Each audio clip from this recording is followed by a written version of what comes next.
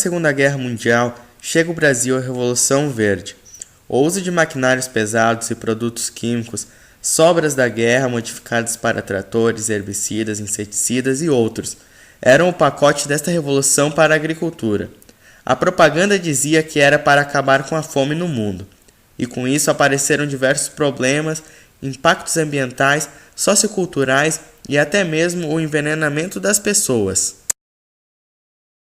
A produção agrícola, antes quase autossuficiente, começa a se tornar cliente da indústria, e quem ficava de fora era chamado de atrasado.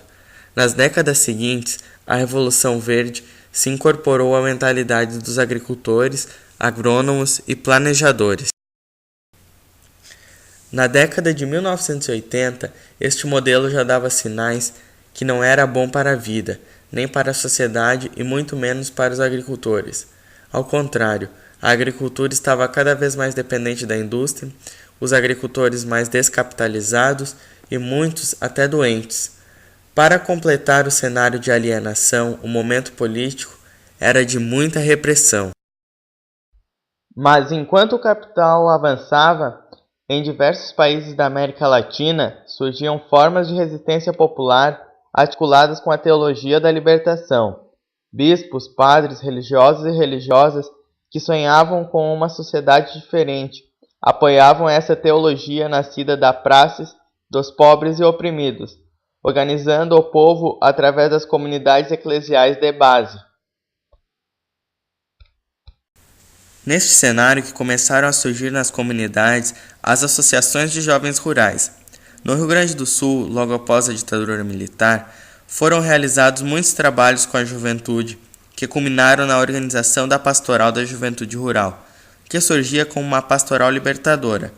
A juventude do campo, que começou a se organizar na Pastoral da Juventude Rural, queria se reanimar, reorganizar e conscientizar a massa jovem do meio rural para a transformação num período de efervescência social, em que outras organizações e movimentos começavam a se articular. Assim, a Pastoral da Juventude Rural surge também do ponto de vista político, como espaço de participação e organização autônoma da juventude rural, na proposta de formação para os jovens rurais. A agroecologia era para a Pastoral da Juventude Rural uma resposta e uma forma de resistência ao modelo do agronegócio e do capitalismo. Mais que gerar renda, a agricultura ecológica era uma forma de enfrentamento ao modelo excludente do capital e uma aquisição de valores como o cuidado com a terra, a água, as pessoas, a natureza como um todo. Na região da Serra, mais precisamente em P e Antônio Prado, este ideal já estava sendo praticado. Coube a alguns padres vindos da Diocese de Caxias do Sul para o litoral norte, no início da década de 90, a tarefa de promover o intercâmbio entre a juventude serrana e litorânea. Neste trabalho de troca e conscientização apoiado pela ala mais progressista da Igreja Católica, os jovens do litoral perceberam que a produção sem venenos era possível e que a atuação em grupo ia contra o individualismo característico da agricultura convencional. Motivados pelos cursos de formação em agroecologia, os jovens queriam que suas famílias mudassem o modo convencional de cultivar a terra. Mesmo enfrentando vários desafios, continuaram as reuniões dos grupos, as pastorais e as formações políticas, com muitos jovens entusiasmados para iniciar uma experiência de trabalho agroecológico. Aos poucos, isso foi se concretizando.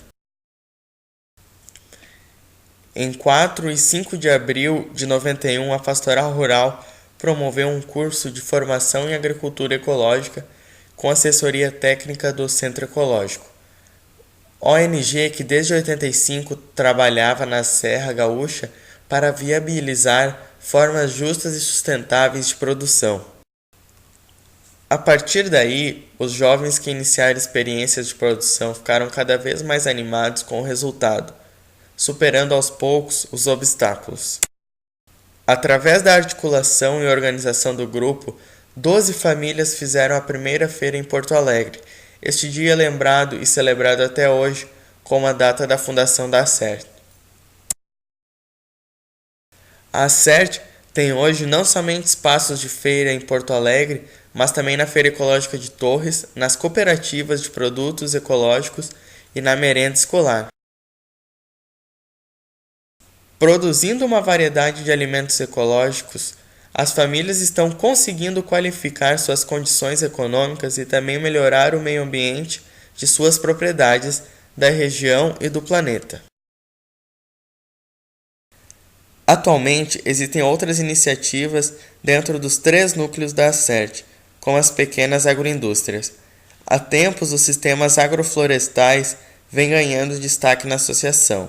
As propriedades que estão mais desenvolvidas recebem visitas via centro ecológico de estagiários, grupos e pesquisadores de diversas regiões do Brasil e do mundo. Através da rede Ecovida de agroecologia, da qual a ACERT faz parte junto com os outros 16 grupos e associações de agricultura ecológica que hoje existem na região, os alimentos produzidos pelas famílias da associação recebem um selo de certificação reconhecido pelo Ministério da Agricultura. Nestes 20 anos, talvez o mundo não tenha mudado o tanto que aqueles jovens sonharam, mas com certeza o sonho não foi em vão. Produziu muitos bons frutos. E como é dito no Evangelho, é pelos frutos que se reconhece a árvore. Debulhar o trigo, recolher cada bago do trigo, forjar no trigo o milagre do pão e se fartar de pão.